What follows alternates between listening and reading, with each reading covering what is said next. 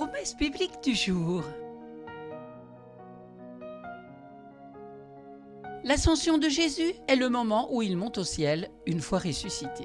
La fin de l'œuvre de Christ sur la terre, un événement annoncé, une nouvelle position de Jésus-Christ dans le ciel, inauguration d'un temps nouveau pour les croyants. 40 jours après Pâques, Jésus-Christ est retourné auprès de son Père. Il a été enlevé au ciel sous les yeux de ses disciples réunis sur le mont des Oliviers. Marc chapitre 16 verset 19. Après leur avoir ainsi parlé, le Seigneur fut enlevé au ciel où il siège à la droite de Dieu. La fin de l'œuvre de Christ sur la terre. La mission de Christ sur la terre a commencé par son incarnation et s'est achevée par son ascension. Au moment de l'incarnation, le Fils de Dieu s'est fait homme. Lors de l'ascension, l'homme-Dieu est retourné auprès du Père. Lisons cela dans Jean chapitre 7 verset 33. Jésus déclara à tous: « Je ne suis plus que pour peu de temps parmi vous, ensuite je retournerai auprès de celui qui m'a envoyé. » Le fait que Jésus-Christ ne soit plus présent corporellement sur la terre ne signifie pas cependant qu'il ait cessé d'agir en faveur des hommes. L'ascension, c'était un événement annoncé. Les Écritures de l'Ancien Testament qui ont annoncé la venue de Christ sur la terre et son œuvre expiatoire ont également révélé son ascension. Jésus lui-même, pendant son ministère terrestre, a annoncé cet événement. Vous pouvez lire cela dans Jean chapitre 16 verset 10. Il leur montrera de quel côté est la justice, en leur révélant que je m'en vais auprès du Père lorsque vous m'aurez perdu de vue. L'ascension, une nouvelle position de Jésus-Christ dans le ciel. Jésus-Christ est souverain sacrificateur. Comme le souverain sacrificateur de l'Ancien Testament entrait une fois par année dans le lieu très saint avec le sang des agneaux sacrifiés, vous pouvez lire cela dans Hébreux chapitre 9 verset 7, Jésus-Christ est entré une fois pour toutes dans le sanctuaire céleste avec son propre sang. Il est ainsi le souverain sacrificateur de la nouvelle alliance. Hébreux chapitre 9 verset 24. Aussi, Christ n'est-il pas entré dans un sanctuaire matériel construit par des hommes et qui ne serait qu'une simple copie du véritable? Non, c'est dans le ciel même qu'il a pénétré afin de se présenter maintenant devant Dieu en notre faveur. Le médiateur entre Dieu et les hommes, c'est écrit dans 1 Timothée chapitre 2 verset 5 ou Hébreux chapitre 8 verset 6. Le ministère confié à notre grand prêtre est bien supérieur à celui des prêtres terrestres. N'est-il pas le médiateur d'une meilleure alliance entre Dieu et les hommes, d'une alliance fondée sur des promesses plus excellentes?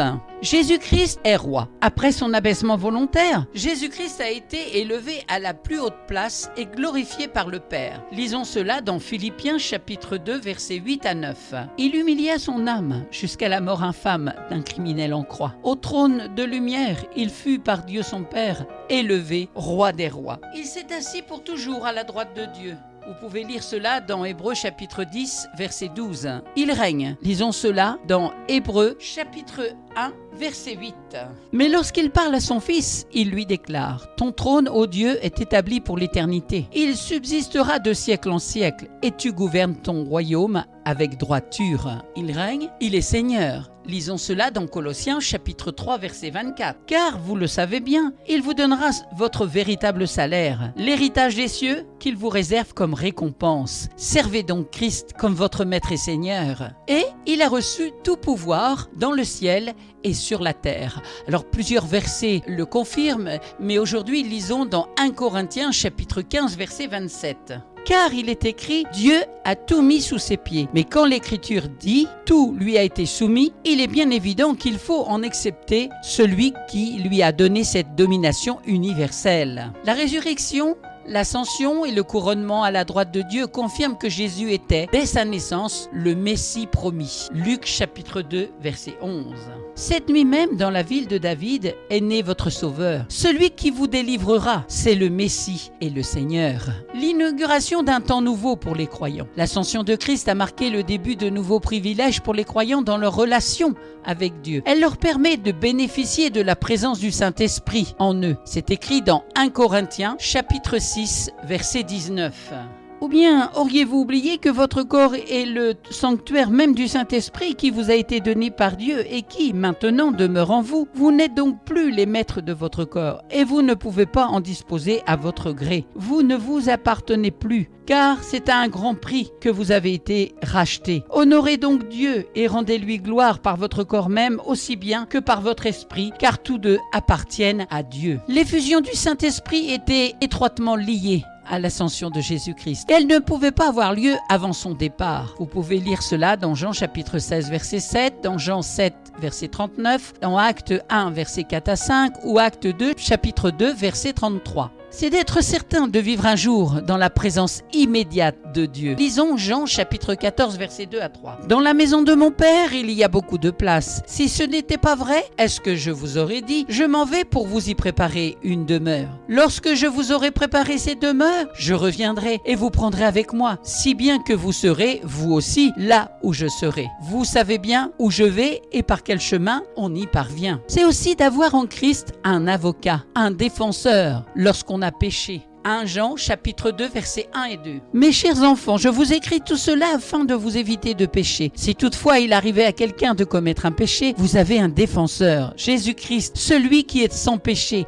Il plaidera notre cause devant le Père. Ne fut-il pas lui-même la victime qui nous vaut la faveur de Dieu en expiant nos péchés, pas seulement les nôtres, mais aussi ceux du monde entier. C'est aussi d'avoir un libre accès au Père en vertu de l'œuvre parfaite de Christ qui a enlevé tous les obstacles qui se dressaient entre Dieu et ceux qui sont devenus ses enfants. Hébreux 10, versets 19 à 22 ou Éphésiens chapitre 2, verset 18. En particulier, les croyants peuvent s'adresser directement au Père par la prière au nom de Jésus, c'est-à-dire en se référant à sa personne et son œuvre, d'être assurés du secours de Christ qui est vivant. C'est dans Hébreux chapitre 4, versets 14 à 16. Et c'est aussi d'être assurés du secours de Christ qui est vivant pour intercéder en leur faveur. C'est dans Hébreux chapitre 7, versets 24 à 25. Mais Jésus est éternel. Il possède un sacerdoce perpétuel qui ne peut être transmis à personne d'autre. Voilà pourquoi il est toujours en mesure de sauver parfaitement et à jamais ceux qui viennent à Dieu par son intermédiaire.